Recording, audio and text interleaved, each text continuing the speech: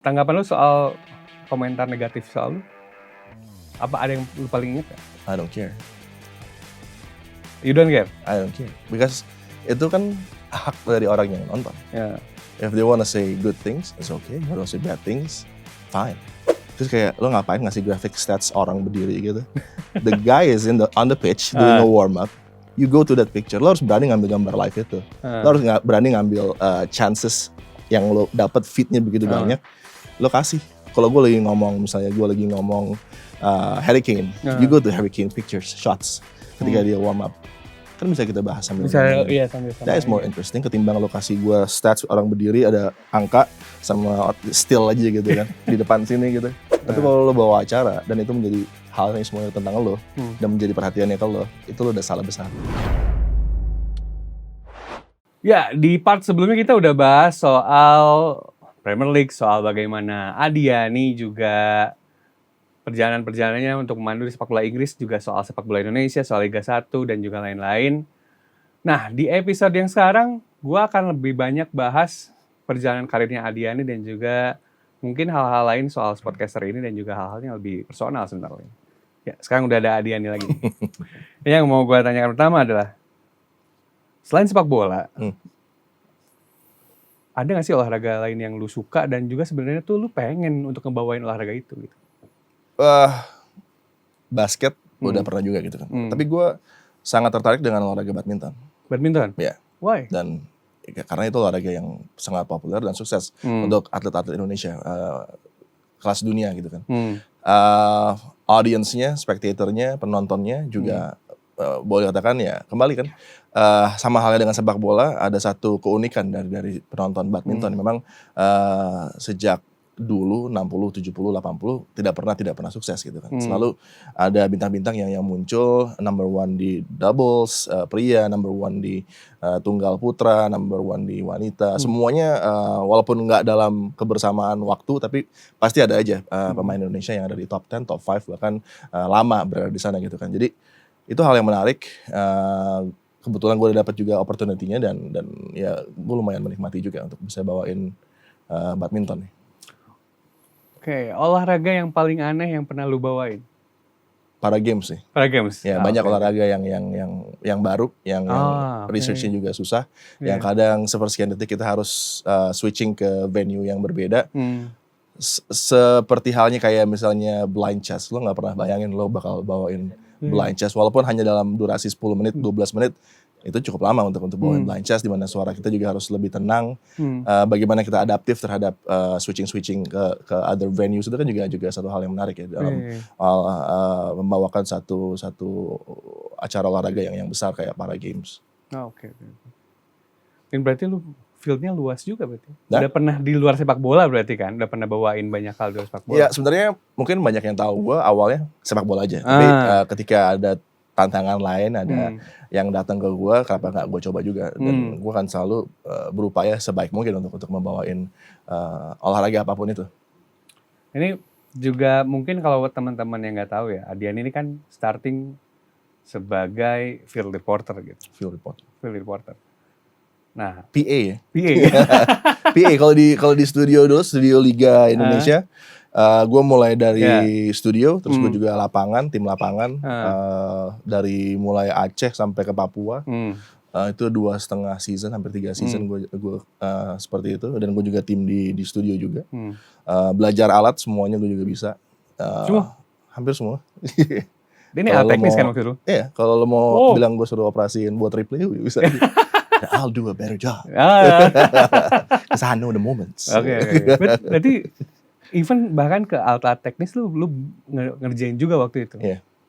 Wow, luar biasa sekali. Nah, dari tadi jauh dari field reporter itu sampai akhirnya ke tahap, let's say bahasa kerennya sekarang, sportcaster gitu. Itu gimana ceritanya tuh?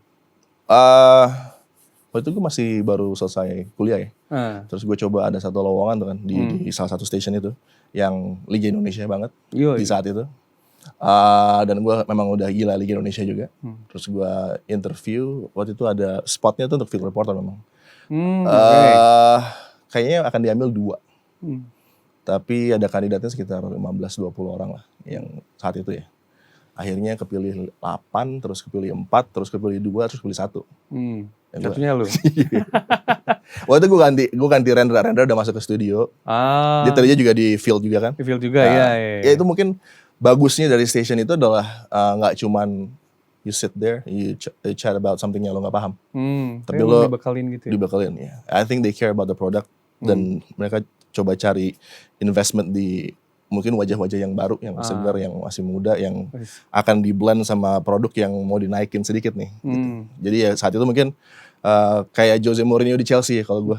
Naiknya bareng sama Roman sama Jose, ambisinya sama gitu kan. Dan ini station ini punya beberapa orang yang menurut gue juga membantu gue banget, dan di field, di studio, sampai ke duduk di studio juga. Itu berarti di same age dengan almarhum Yopi juga gak sih? Atau abis Yopi duluan juga ya. Oh, ya. Yopi duluan. Kayak Yopi sama Rendra tuh. Sama Rendra, oke. Iya, itu gue waktu sama Ibnu kayaknya. Sama Ibnu Jamil? Iya, berdua tuh. And then comes to one. Comes to one? Iya. Ya, lu yang stay ya? Iya. Dia punya banyak hal lain yang lebih menarik kayaknya. I love you, bro. Ini yang mau gue tanyain juga adalah, lu ingat gak pertandingan pertama lu apa? Pertandingan pertama gue ya? Karena kalau lu tanya gue sekarang, gue jadi lupa nih kadang-kadang. Pertandingan pertama gue yang pasti itu eranya Arema dan Roman Camelo. Tapi gue pertandingan pertama gue apa ya? That's a good question. Iya, pertandingan pertama lu apa? Apa ya? Lupa gue juga.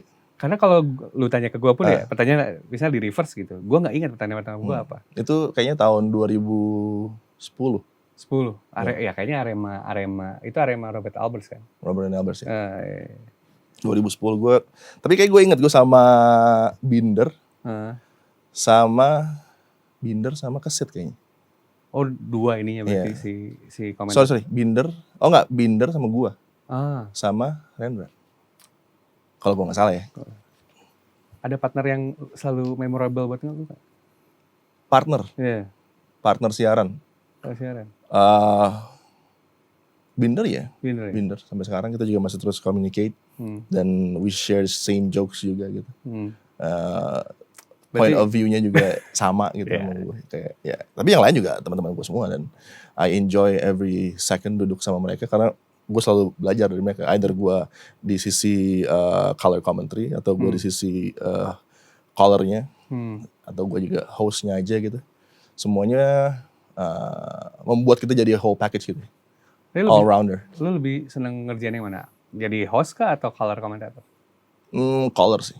Color. Karena lebih ada lebih hype. Kalau host aja sekedar mengantar aja, mungkin ada sedikit yang kurang gitu kan. Tapi kalau kita bisa call the game, it's better. Right. Berarti lu sangat sama Peter Drury ini banget berarti. Sama Peter Drury lu. Peter Drury? Iya, your idol? Atau bukan? Lu punya idola yang lain? Semuanya sama sih, gue ambil banyak hal-hal positif dari mereka. Kan mereka juga nggak selalu perform oke dalam setiap pertandingan gitu kan. Tapi consistent, oh iya pasti gitu kan. Dan nggak tahu ya, kayak beberapa dari mereka ya memang memberikan inspirasi. Ya betul. Tapi we don't copy, tapi we get inspired kan. Tuh, sepakat. Berarti nggak ada sama sekali yang misalnya special gitu. Special buat lu gitu? Enggak sih.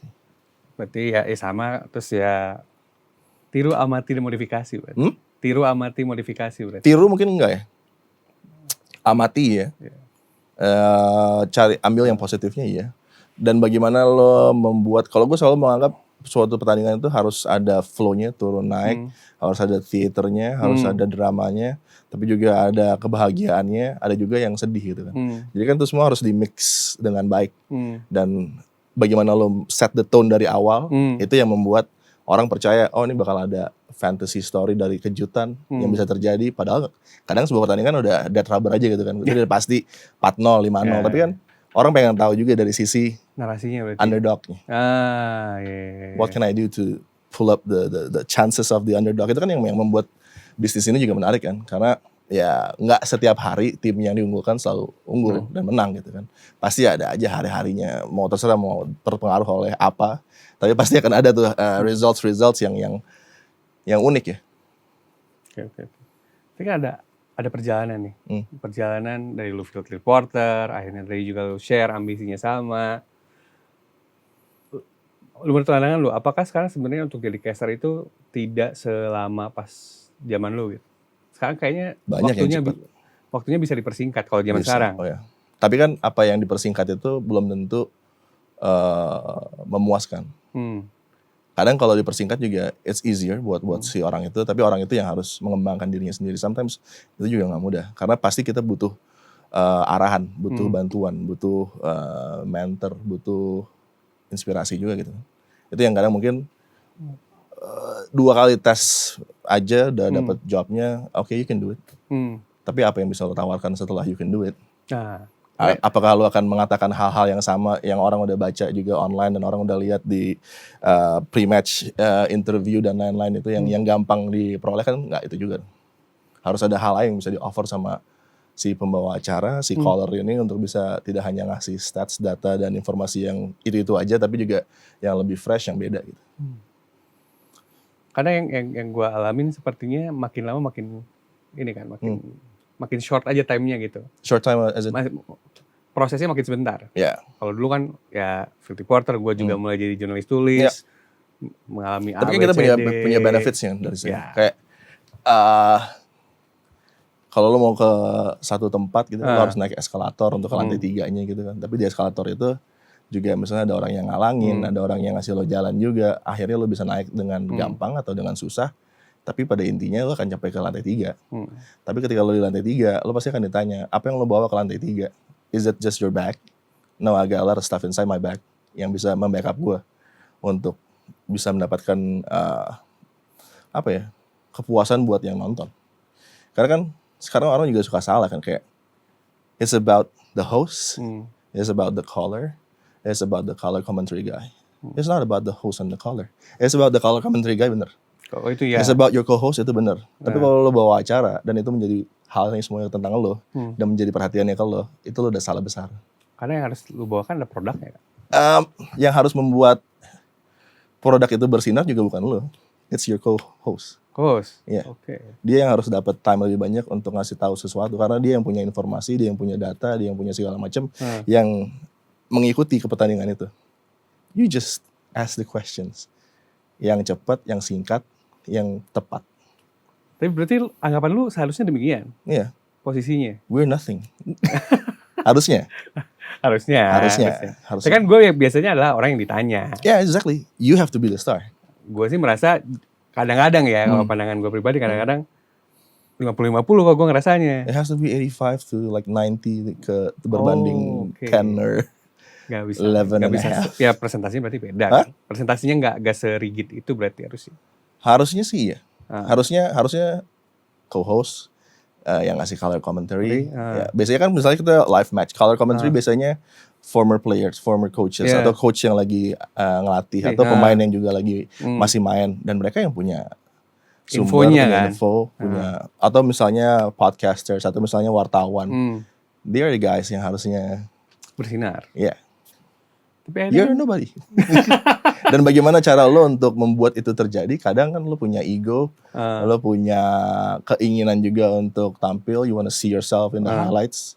There's something yang menurut gue juga aneh, karena if you wanna see yourself in the highlights, berkali-kali diputar dengan sebuah pertandingan yang klasik, tapi lo cuma teriak gol doang. Ya kan enggak. For like 30 seconds, atau nggak lo cuma teriak, you trying so hard to find kata-kata yang menjadi jargon lo. I think that's ridiculous. Karena dalam 1,5 menit, dalam 2 menit itu, lo harus punya banyak kata yang mengantar ke momen itu, yang membuat orang yang ada di sana merasakan itu. Bagaimana rasanya si pencetak gol, bagaimana rasanya si pemberi tackle yang ada penaltinya, bagaimana kartu merah itu terjadi. Ya lo harus bisa nganter itu, dan nggak cuma dengan satu kata diulang-ulang. Lo bakal ada di social media, bakal ada di TV dengan replay, and you have to do something about that. Nih gue jadi speechless gitu. Ada situasinya kan berbeda ya kalau lagi di lapangan, di studio kan tidak istilahnya ya tidak se beautiful itu. Tapi gue sepakat sih. Kalau gue ngerasa masih di 50-50. Saya gue ngasih info, misal co-host gue pengennya heboh ya silakan gitu Yep. itu gue fine. That's fine. That's fine. Everybody's got their own character. Iya. Tapi kan yang seharusnya terjadi Yang dan harus if you terjadi. ask Iya. international guys, Heeh. that's what's supposed to happen gitu. Seharusnya demikian berarti. Iya. Oke. Kalau soal karena kan ada generasi yang baru juga nih. Kalau kita field reporter terus juga jurnalis. Kalau sekarang kan ada football content creator gitu. Itu menurut lo fenomena seperti itu gimana? Football content creator, as in what content? In social For media. what? Ya, itu malah hal yang segar. Dan mereka juga harus dilibatkan dalam conversation. Misalnya pre-match, kita bisa ajak former players, coaches, atau komentator pengamat sepak bola. Tapi juga kita mengajak the guys yang punya fresh ideas, mindset yang berbeda juga, nggak cuman from the tactical side juga, tapi bisa dari fan side. Mereka juga tahu betul bagaimana fans terhadap timnya, dan juga misalnya kita berbicara XG dan lain-lainnya, they have their own opinion juga gitu kan. Dan itu kan merubah bagaimana kita melihat sepak bola. Jadi kalau ada hal-hal baru tuh justru jangan dihalangi, tapi diberikan space and time untuk bisa disatukan dalam acara pre-match. Menurut gue itu sangat penting. Bagus berarti kan? Pre-match juga kan kalau di sini masih terkadang suka salah ya. They go too much to the studio. Ya, They harusnya kan. don't need to see us. Iya. Harusnya kan ya You have all the content. Nah, Ada gambar pemain datang, oke, tapi lo jangan cuma kasih pemain datang selama 2 menit, habis itu lo udah balik lagi ke studio. Pemain datang, sideline interviewnya banyak banget betul. dan nggak kaku, karena kalau misalnya kita bicara Premier League, ada yang di pintu Ada yang di masuk, tunnel, ada yang nggak cuma di tunnel doang Iya. sekarang, di on pitch juga ada. Iya. Terus juga kita bisa lihat lockernya, kita bisa lihat banyak hal. Ya lo antar itu, cause the audience need that. They don't want to see a studio yang cuman kayak gini gitu misalnya, atau nggak green screen. You don't need that, nggak perlu. Itu cuman colong-colong aja. Yang mereka butuhkan sebenarnya experience Ya menuju mereka pertandingan butuhkan kan. experience, ya mereka butuhkan content. Yang mereka butuhkan adalah apa sih rasanya pre-match? Sebelum pertandingan tuh gimana Ngapain sih? gitu. Stadion tuh seperti apa sih di tribun? Iya. You go to Villa Park seperti apa? You go to misalnya Gelora Bung Tomo seperti apa? Dan itu bisa. Sebenarnya bisa kan? Bisa. 30 minutes of that is no problem. You pay for it. Iya, apalagi kalau zaman sekarang kan. Iya, makanya kayak gue suka gak ngerti kenapa lo pengen banget balik ke studio. Padahal produknya, kontennya, keseruannya bisa lo antar dengan lo kasih gambar itu gitu. Oke, 1,5 menit, 1:30, 2 tuh max. Terus kayak lo ngapain ngasih graphic stats orang berdiri gitu. The guy is on the pitch doing a warm up. You go to that picture, lo harus berani ngambil gambar live itu. Lo harus berani ngambil chances yang lo dapat feednya begitu banyak. Lo kasih. Kalau gue lagi ngomong, misalnya gue lagi ngomong Harry Kane, you go to Harry Kane pictures, shots ketika dia warm up. Kan bisa kita bahas sambil Bisa, ngomongin. iya sambil That is more interesting ketimbang lo kasih gue stats orang berdiri, ada angka sama still aja gitu kan di depan sini gitu. Wah, Terus harus dibahas nih statistiknya Iya. berapa. Terus dalam 5 musim terakhir ini average away goalsnya sekian. Iya. Go to that dude's picture, he's moving, he's Harusnya doing the gitu stuff. kan? Iya. Lebih Gitu enak ya. memang. Tapi kan memang agak risky mungkin, karena it's not safe. Iya. Karena lo pengen rundown itu safe semua. It's not how you do it. Di backstage itu everybody in the truck or in the car atau di belakang harus lebih agresif dan lebih aktif ketimbang kita juga. Iya sih. Ketika kita ngomong apa juga mereka harus udah tahu feel-nya. Feel-nya Jadi kan dapat juga. semuanya harus sinerginya harus sama gitu. Dan itu yang kadang masih suka susah kalau misalnya nggak semuanya in the same commitment. Ya, karena semuanya harus in one ini kayak gue rasa di satu irama lah istilahnya. Nah, karena gue tanyain soal content creator itu sebenarnya ada satu yang gue pengen tanya. Adian ini nggak punya medsos, pernah punya, tapi dia nggak punya. Teman-teman boleh cek. Semua pundit, semua host tuh kan kalau kalian Google ada semua nih. Ada lah pasti. Mau Koci ada, gue juga ada kayaknya. Jerry ada, Labib ada. Kalau yang Adian nih, yang satu-satunya gambar yang paling clean yang muncul adalah yang dibikin sama ada lah ini apa? Fotonya dia tuh paling clean itu yang dibikin di sebuah creating itu bukan foto Google. Yang gue tanyakan malu, lu kenapa tidak mau? Maksudnya karena medsos lu lepas? Karena kan biasanya di our business medsos itu kan etalase gitu. Yep. Terus apakah lu merasa tidak butuh dengan itu atau gimana? ada beberapa hal di balik itulah yang membuat gue kayak untuk sekarang nggak aktifin dulu lagi. Ya gue juga cukup menikmati kok social media dengan interaksi dan lain. Sebenarnya sempat punya berarti. Sempat punya dan apa ya? Tapi gue nggak pernah aktif untuk apa ya? Kalau misalnya ada sebuah pertandingan and then people talk about it and I get involved in the conversation, nggak juga. Because ya mereka punya opini dan gue selalu kan kayak gue bilang sama lo, after every game atau nggak after everything I do yang related to football, sports atau cameras gitu, abis itu gue switch off, and I don't want to have anything to do. Karena for the whole day gue apa ya, terlibat di situ dan ada certain time di mana gue mau private untuk gue sendiri, untuk keluarga misalnya, untuk temen gue, untuk semuanya, dan ya nggak perlu orang tahu kan. Yeah. Gitu. Kalau ada yang nanya kenapa nggak ada medsosnya, jawabannya demikian. Ya kan, lu juga udah pernah lihat medsos gue, I think for about a decade, and you know what I do, you know what I see. I go to football games, I go to a lot of part of the city juga untuk makan dan lain-lain. Ya sama lah kayak lo semua, normal aja. Oke, one question. Lu kalau gue kayaknya dari semua pundit pun pernah ngalamin lah. Yep. Kalau lu, tanggapan lu soal komentar negatif soal lu, apa ada yang lu paling inget gak? I don't care.